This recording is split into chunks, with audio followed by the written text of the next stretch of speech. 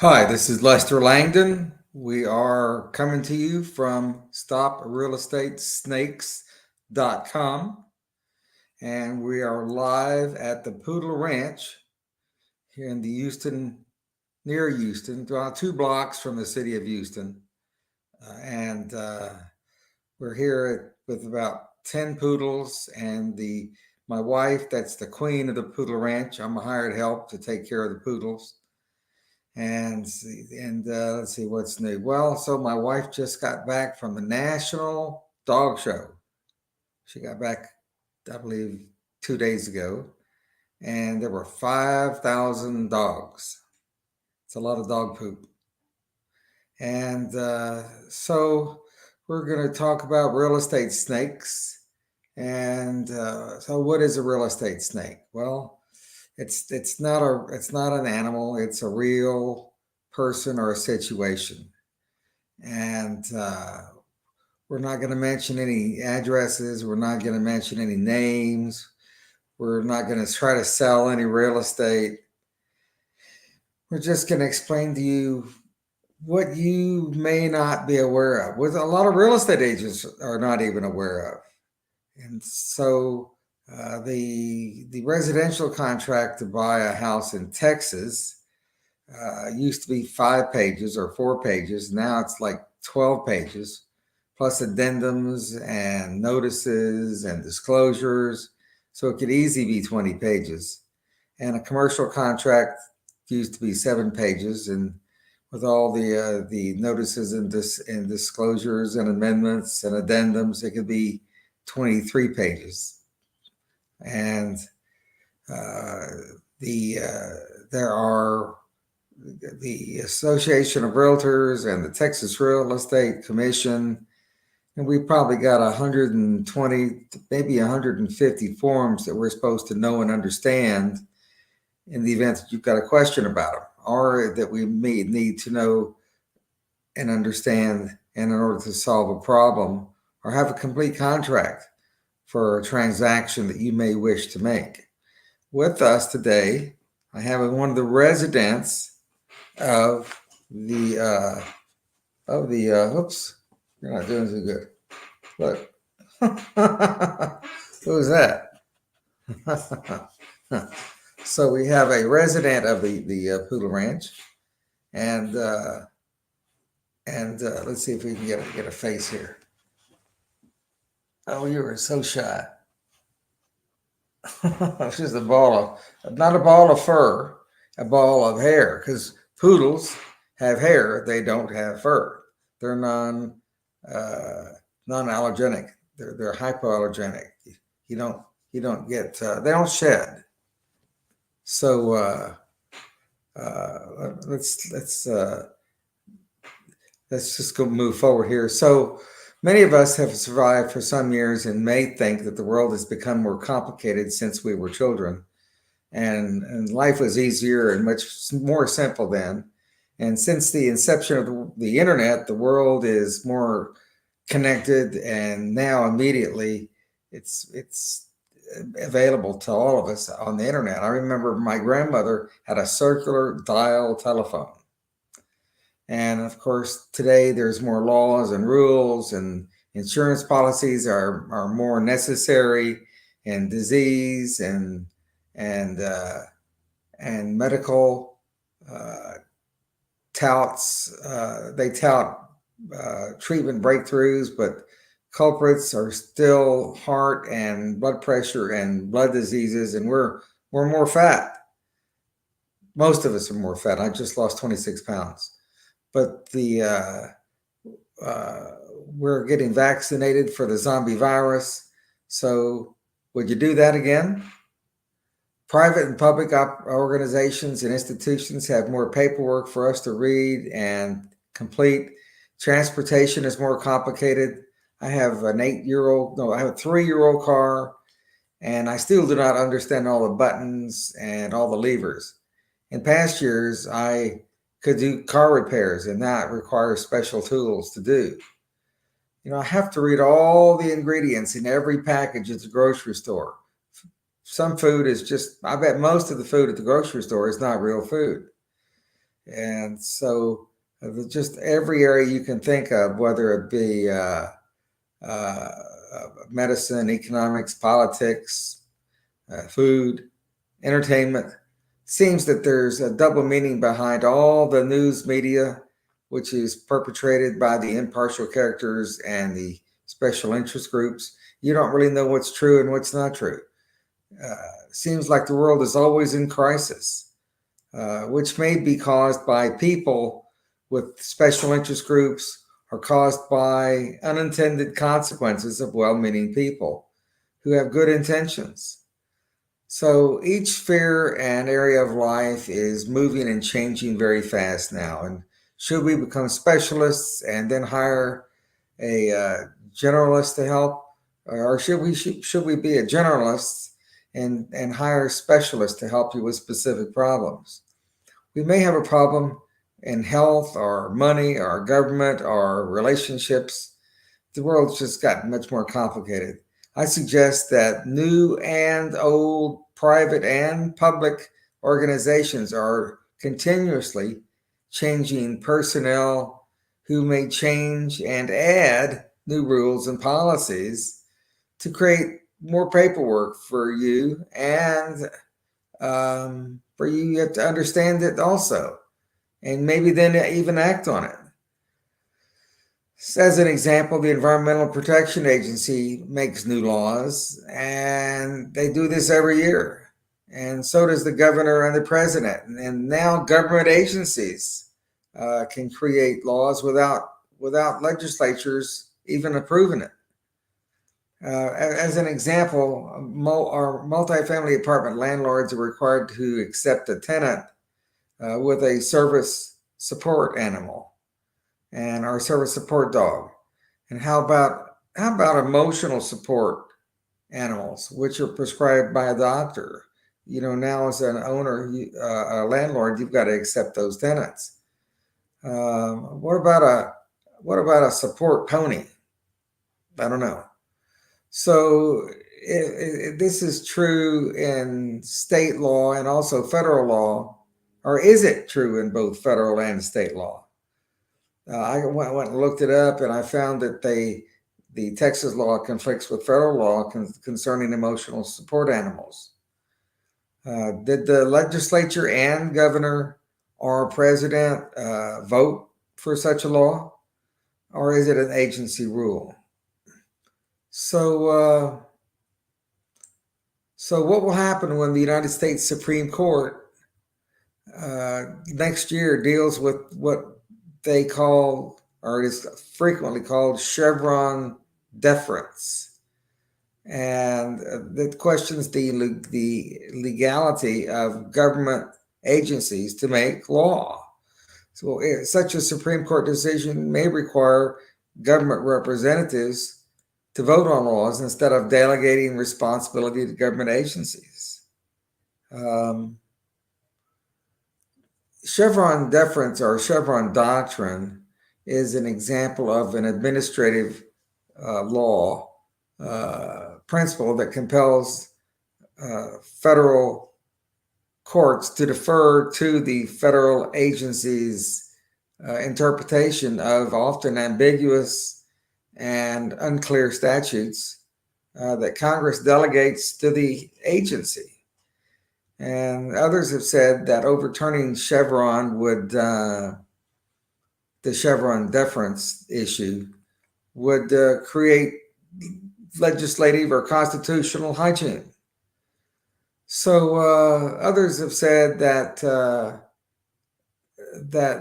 nevertheless, life stands today and personnel's change, and they add policies and procedures, and it requires you to make a decision. So will this limit to Chevron deference or Chevron doctrine also apply to state projects that receive federal funding? Will this let me say this. This year, the Texas Real Estate Commission required that residential landlords disclose to prospective tenants that a resident is not in a 100-year floodplain and has not flooded in the last 5 years. And so I'm suggesting that that this is even true if the apartment is on the 11th floor. The residence that's being rented is on the 11th floor. So if the landlord does not disclose to the tenant that it's in the 100-year floodplain and there's a flood, and it's on the 11th floor, you may find that the landlord is responsible for the replacement of the automobile that was parked on the first floor. So, so now many brokerage firms, and I believe the state real estate commission requires that the addendum for residential flood disclosure be signed by the landlord or the owner. The manufacture of lead-based paint stopped in 1972. However, we're still required to fill out a lead-based paint addendum. Or if it's not required, it's probably a wise decision. Well, most brokerage firms require that the owner disclose that they do or do not know if there's lead-based paint in the building. So also the city of Houston requires a certificate of occupancy. And how should a buyer or seller change the purchase or sale contract to deal with the City of Houston certificate of occupancy when they buy or sell a small apartment property or even a large apartment property? This will be an interesting exercise for my client to sell their manufacturing facility, which sits on top of a 14-foot wide alley that's owned by the City of Houston, except the City of Houston doesn't know that they own the alley, and the manufacturing site sits on top of the alley, and the City of Houston doesn't even know they own it. So how does the owner of the manufacturing facility sell their property if in fact the city owns an alley that the building sits on? So it's gotten just much more complicated. So the snakes, in fact, are just terrible, worse than they used to be. I'm ready. I've got my snake boots ready for the snakes. And several years ago, I had a 44-unit apartment multifamily property, and the buyer was getting a government agency approved loan, which required that the seller complete an answer and questionnaire concerning the condition of the building and the land. Well, the law doesn't require that the owner of the multifamily apartment building complete that questionnaire, but the buyer of the property was trying to get a government guaranteed loan, which had a lower interest rate, and asked the seller to complete this questionnaire about the building and the land. So should the seller agree, or should the seller find a different buyer? 15 years ago, I helped a multifamily apartment seller sell I think it was a small 20-unit apartment complex and near the Galleria. And several years later, the new owner contacted me, and we were talking, and he told me of an interesting development. To refinance the property, the lender required an environmental protection agency phase 1 study, an EPA phase 1, as they call it. It cost about $2,000, and the lender and the study required that there be testing inside the building. And to refinance the property, the environment inspector took samples of the caulking between the pieces of the wall sheetrock, and the inspector found asbestos in the caulking, in the filler of the caulking filler between each piece of sheetrock, the seam between each piece of sheetrock. And of course, I've sold 137 apartment multifamily buildings, properties. I've got a Google map with a pin in each location. There's 137 transactions to buy and sell apartment buildings. And therefore, this is the only one that's ever required an environmental study, because it's not an industrial building. It's not an office building. So because they found caulk with asbestos in it, which had been imported from Asia, it was required that people in spacesuits had to replace the sheetrock in all the apartments. It was not cheap. It was very expensive. So never before has a lender required an environmental study to buy an apartment building. Well, this time the first lender didn't require it, but the second lender to refinance. So I think that if a buyer shows up with an environmental inspector, should we now allow such an inspection, or just find another buyer? I don't think I want to take the chance of putting the red flag on a property. I think I'd rather just say, thank you very much, goodbye. You can't have an environmental inspector. Not that we know there's anything wrong, just because odd things happen sometimes. Most real estate agents don't even know where the snakes are.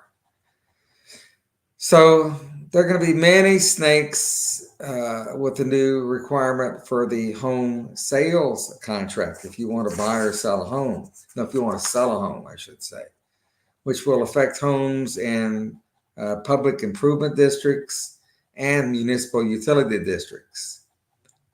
For example, the public improvement district is in areas like the Upper Kirby area of Houston, and the Galleria area is a public improvement district area, and they have their own taxing jurisdiction. It's not a lot, not a very high percentage, but nevertheless, it's a tax. So the problem is that not all. The problem is that you're supposed to disclose the financial condition of each of the PIDs, public improvement districts, and MUDs, municipal utility districts. You're supposed to get the financial condition of that district and provide it to the prospective buyer. Well, the problem is that not all public improvement districts and not all municipal utility districts make their financials available.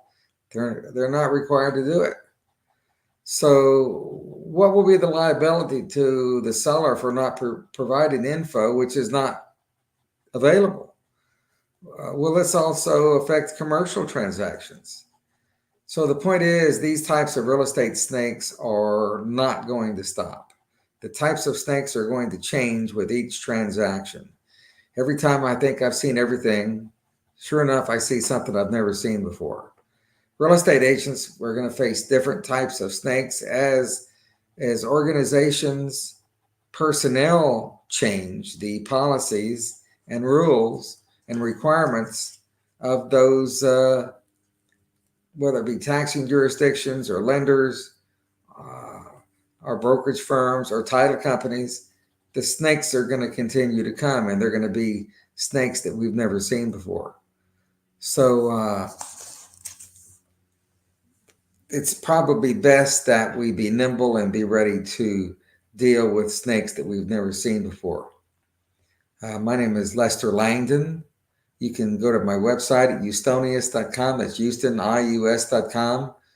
We urge you to come back next week. I'm looking in the comments section, and none of the people watching have posted any comments, I'd like to suggest that you come back and take 5 or 10 minutes to tell us about a snake that you've got now, or how you solved a problem about a snake in the past. Uh, so come back to StopRealEstateSnakes.com next Monday night at 8 o'clock. We'll be here at the Pula Ranch. and we'll talk to you next time. Thanks.